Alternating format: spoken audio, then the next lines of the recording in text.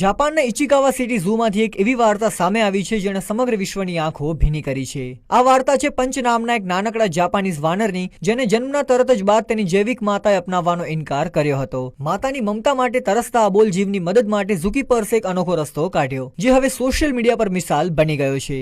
માતાથી દૂર થયા પછી પંચ ખૂબ જ એકલો અને ડરેલો રહેતો હતો। તેને સાંત્વના આપવા માટે પ્રાણી સંગ્રહાલયના કર્મચારીઓએ તેને IKEA નું એક ઓરેંગુટાન જેવું સોફ્ટ ટોય આપ્યું, જેને પ્રેમથી ઓરા મામા નામ આપવામાં આવ્યું છે। પંચ આ રમકડાને એવી રીતે વળગી ગયો કે તેને પોતાના છાતીએ લગાડ્યા વગર એક ક્ષણ પર રહેતો નહોતો।